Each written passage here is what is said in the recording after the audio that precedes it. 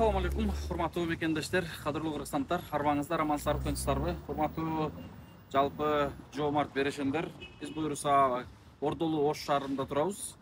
Ордолу Ош шаарында шаардык архитектуранын алдында сиздер менен амандашып турабыз. Урматтуу туугандар, урматтуу мекендештер, мен колумда турган бул кызыл китеп боюнча сиздерге биз жаз айларында маалымат бергенбиз. Буйруса биз ушул Ош жергесинде дагы Жалал-Абаддагыдай muhtaçlar үшін турак жай комплексин салсак деп ушул көп жылдан бери аракет кылып, ниет кылып жүргөнбүз. Кудайга шүгүрлөр болсун, биз жер маселесин ушул 25-жылдын жаз айларында чечилген.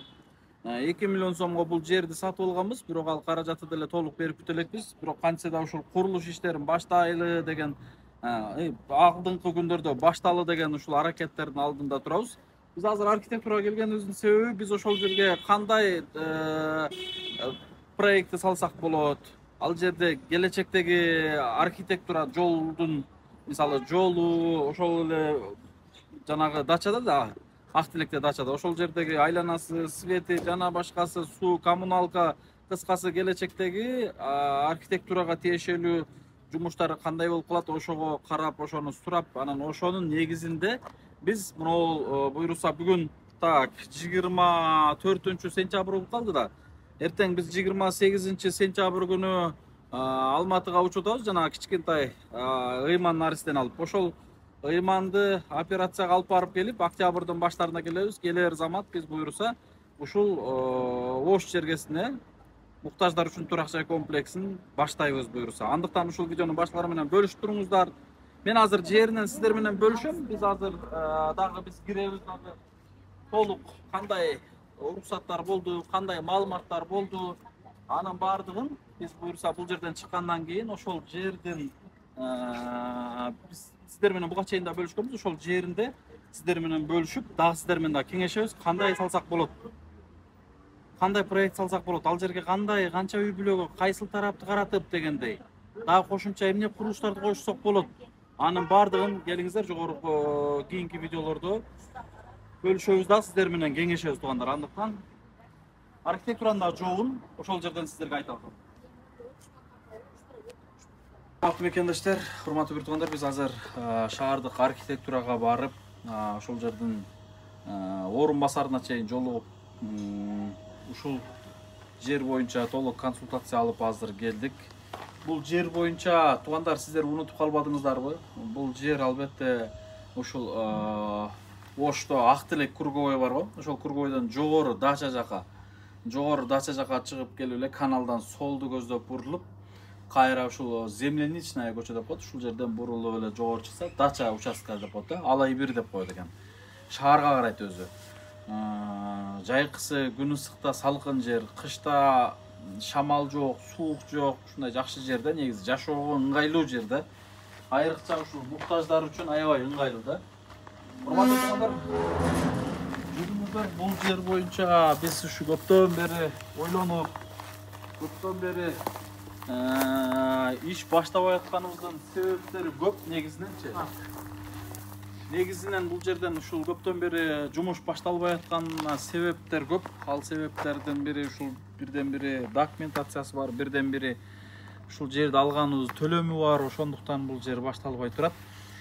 Буйруса алдыңкы күндөрдө бир тобокелге салып, Аллага таянып алганбыз. Аллага таянып ушул ишти баштайлы деп турабыз да. Биз могул турган үйдү пандемия убагында ушул жерде Орус улутундагы Руслан аттуу бир тууганыбызга салып бергенбиз. Бул боюнча баардыгын сиздерге маалымат бергенбиз. Кыскача айта кетейин, ушул пандемия убагында ушул жерде Баткен согушунун ардагери бир колунан айрылган, ушундай кыйналган үй бүлө жашайт деп бизге Баткен согушунун ардагерлери алып келет. Сулжак болуп калат да, сулжагын алып келет. Бул бала дагы орус болсо да ошо Баткен согушунун ардагери болот. Ошол Баткенде 99-2000 жылдары колуна алдырып алат. Пандемия учурунда келсем, могул жерде жаман эски үйдө жашап аткан болот. Ушул жерде көрүп алып ушундай жүрөгүм сыгылып кеткен да. Ар бир жерге барганда Алла Таала жөндөн жөн жөнөтпөйт экен да. Ушундай бир жакшы ниет кылып келип чыкканбыз ушул эшиктен. Алла Таалам ушул улуту орус болсо дагы ушул үй бүлөнүн муктаждыгына бизди себепкер кыла көр деп ушундай жакшы үмүт ниет менен чыкканбыз. Кудайга шүгүр, ушул үй бүлөгө көп өтпөй эле бир жыл аралыкта ушул үйдү элдин жардамы менен жоомарт инсандардын колдоосу менен салып тапшырганбыз да. Ошол жылы эле биз кыш айларында мына ушул жерде ачылыш болуп, Абдрахман Карыкебиз, ушул эле Актаңдай акыныбыз Идрис Айтбаевдин коштоосунда ушул Ош шаарынын казысы Ибайдулла казыкебиз баары келип ушул жерде ачылыш болгон. Кыскасы тапшырганбыз туугандар. Анан бул жерде ушул үйдө жашайт, 1-2 жыл жашайт. Апасы жашы улгайып калган, карып калган кемпир эле. Апасы өтүп кетет, бирок апасына чейин баласы кандайдыр бир кырсыктардан улам ушу Руслан кайтыш болуп кетет. Андан кийин апасы өтүп кетет. Апасынан кийин бул үй Русландын атасынын аты мен эсимде жок болуп атат. Бирдемке деп коюшчу эле, мен ушу атын айтып калыш эле эсиме чыгат. Ошол атасынын бир тууганы Альмиева Светлана деген инсанга тууганы, наследственный болуп өтөт. Анан ошол инсан Альмиева Светлана эжекебиз бул үйдү сатабыз дегенде, биз бул үйгө канча мындай менет эмгек кылдык элек, башкага сатылып кетпесин деп ушул жерди биз налогун төлөдүк. 2 миллиондон ашып кетти. Ушул өзүн 2 миллионго алдык. Андан сырткары налогун, башкасын, кийим болсо могул жерди тазаладык. 100 миңден ашык расход кетти, эски үйдү бузуп. Ошентип ушул жерди алганбыз туугандар. Башка башынан токтолуп кеттим да, эми менде ушундай бир жакшы үмүт, ниет болду туугандар. Эми Алла таалам ошол ниетиме жеткирсин. Сиздер жакшы билесиздер, мен жогоруда көргөзөп кетейин. Ушул автоунааны BMW үлгүсүндөгү номери дагы 488888 деген номерде биз 15 жыл ушул машинаны минип, элдин кызматында 10 жылдай ушул элдин кызматында жүрдүк да. Бул жагы Талас, Нарын, Чүй, Ысык көл, Чүйдүн төрү жанагы Чоң Кемин. Бул жагы болсо Баткендин төрү Лейлек, Тажикстанга чейин кирип чыктык. Оштун төрү Чоң Алайга чейин чынык элге кызмат кылды да. Ушул автоунаачы элдин гана түшүгүн көтөрүп жүрдү да. Элдин гана түшүгүн көтөрүп жүрдү. Темир болсо дагы ушул кызмат кылалды да. Биздин жолго таштап койгон жок. Ушул муктаждарды дарегине жеткирип аттык, муктаждарга тамак аш, азык түлүк жеткирип аттык, муктаждарга дары дармек жеткирип аттык, ооруп калган бейтаптарды, муктаждарды больницага жеткирип аттык. Кыскасы 10 жылдан ашуун тынымсыз ушул кызмат кылды. Бир кол өзүбүз 15 жылдай миндик. Мен неге айтып атам, ушул автоунааны ушул сонун кылып жаңыланып жасадык, баарын бүтүрүп. Мына ушуну биз азыркы күндөрдө буйруса жакшы баага сатып, анан ошол автоунаанын тең жарымын Кудай буйруса ушул жерге, мен ол үйдүн ар жагына ушул жерге муктаждар үчүн турак жай комплексин салайын деп, мына эртең ыйманды операцияга алып барып келер мен ушул ишти баштайбыз. Быйыл фундаменттин дубалын көтөрүп үстүн жаап койсок деп аракет кылып атам. Ушул өзүмдүн автоунаамды ушул үйдү башталышында элге кайрылбай туруп эле фундаменттин ушул жарым каражаты, канчага сатылса жарым каражаты пайдубалына жетеби, каерине чейин жетсе ошол жерине чейин иштетип туруп, анан ар жагына элдин колдоосу менен алып кетейли деп атам. Тең жарымын Кудай калса ушул жакка иштетем, тең жарымын ошо ата-энебизге берели деп атам. Ушул элге кызмат кылды, аягына чейин элге бул жакшылыкка жарасын деп атам да, Кудай кааласа иншалла. Ушундай эми туугандар, антпесем негизи буга чейин 33 үй салган болсок, 33 үйгө жок дегенде мындай бир мык, бир зым ошконго деле аракет кылып себепкер болуп келатабыз. Кээ бир үйлөрдүн фундаментин баса белгилеп кетейин. Нол үйдүн фундаментин ушу Баткен согушунун ардагерлери билет. Фундаменттин биз өзүбүз, жеке мен өзүм ушу үй бүлөм атынан биринчи иш башы деп баштап бергем. Эч элге дагы кайрылбастан, эч кимдин жардамысыз өзүм фундаментин бүтүрүп бергем чындап эле. Буну мен милдет катары айткан жокмун, мисалы да. Мындан сырткары көп үйлөргө кээ бирине обой алып бересиң, кээ бирине стенасына жардам бересиң, ушундай эми үлүшүбүздү кошуп калайлы дейм да. Ушул эл эртең ушул үй салынса, эл биз салдык деп акыретте талашып отурса, биздин да үлүшүбүз бар эле деп ушундай бир акыретте талаша турган учурга биз дагы бир туздаш болуп калайлы деп атам туугандар. Ошон үчүн туугандар, өзүң эле кылып элге эле чыгарып жардам сурап бербестен, дайыма ушу эл менен биргеликте келели, чогулалы, биригели, 5 манжа бөлөк билек бирдек биз биригип алып ушул иштерди кылалы деп дайыма айтып келем да. Ушундай туугандар, эми менде дагы бир план, алдыраак басып келсеңиз, мен ол жерди тазалаткам да. Мен ол жерди тазалатып, ушул жерден нары көздөтүп, кыйгылып салам деп аткам да. Азыр бир кандайдыр ушундай бир эми толук азыр айтпай эле коеюн. Учур келгенде айтылып калар балким. Ушул жерге азыр салганга болбостон биз азыр үйдүн нар жагына улап, Мисалы монондойунан салайын деп атам. Мисалы мынол үйдүн арагына улансам, мынол үй түштүктө турабы. Ушуну экиге бөлөбүз. Төрү спальня болот, бер жагы зал, кухня болот. Мисалы да мына мынол үйдүн арагына мынтип уланды. Бир семьянын узунунан түшөт, бир 8 метр түшкөн болсо, 4 метрден бөлүп койсок, эки бөлмөдөн бир семьяны күтөт. Андан кийинкиси дагы ушундай болуп, кыскасы 3-4 семьяга нар жакка мындай гый кылып салайын деп атам, үйгө улап. Ал эми бул жагына убактылуу ушундай бир легкийраак конструкция мененби, жанагындай очок, почок, жана башка казан табак, кыскасы ошол нерселерди салып турабыз деп атам, Кудай кааласа. Сиздер да ой пикир бөлүшүңүздөр. Бул жер негизинен 5 сотик. Бул дача конушу деп коет. Азыр караңыздар. Азыр Ош шаарынан келдим. Ошто бир топ эле күн ысык. Ал эми могул жерде күн салкын. Сонумузда акшамал айдап турат да. Ушундай туугандар. Ой пикир жазыңыздар.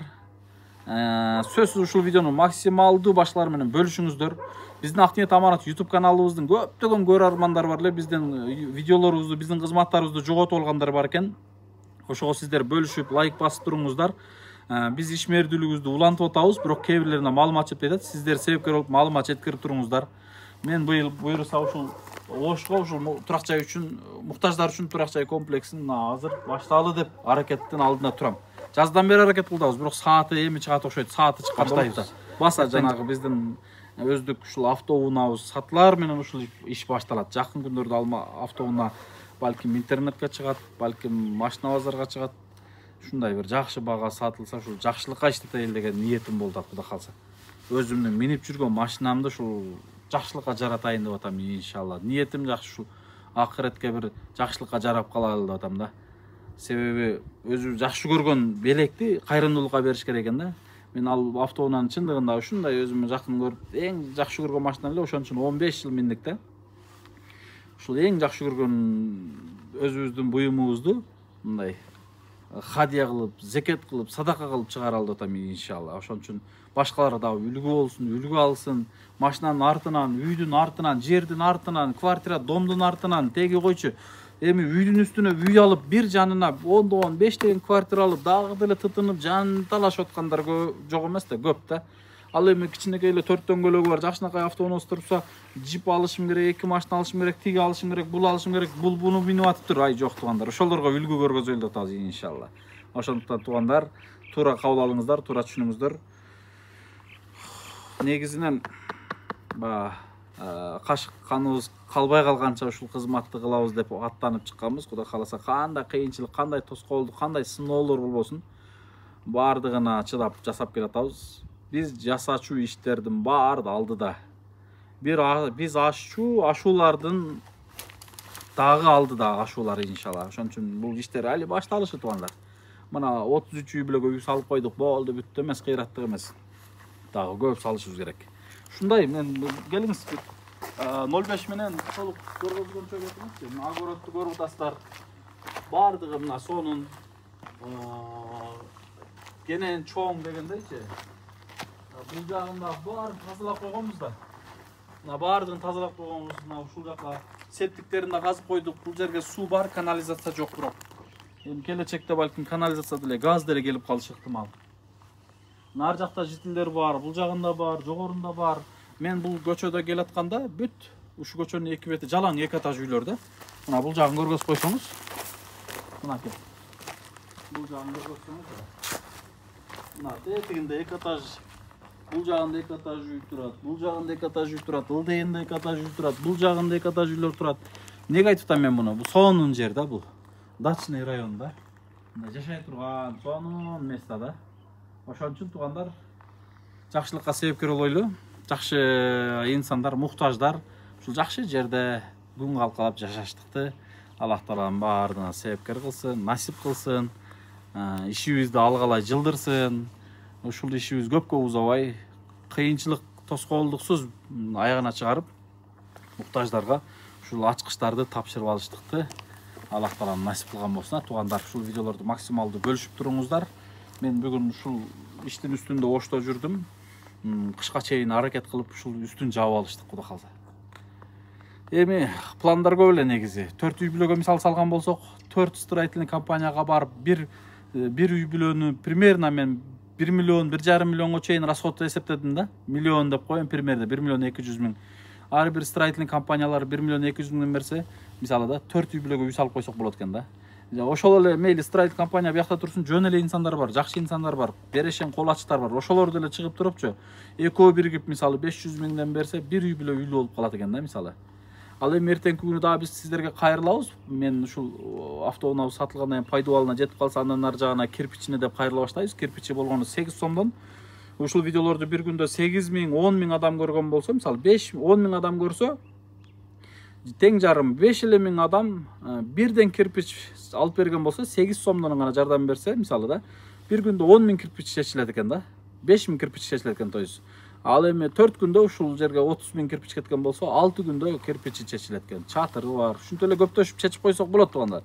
Иштин нугун билип эле, ушундай бир жакшы жагындай механизмдерин иштеп чыгып эле ушул эл менен туура багытта иштешип, анан калыс, акыйкат, ак ниеттик менен, адал жол менен жакшы Аллага таянып, Алланын ыраазылыгы үчүн гана иш кеткен болсо, анда иште ийгилик, ырбач, береке болот сөз. Кыйынчылыксыз бүтүп келген бүтөт иншалла. Көп сүйлөп койдум, кечиресиздер. Буйруса алдыңкы күндөрдө сиздер менен бөлүшөбүз. Салам алейкум.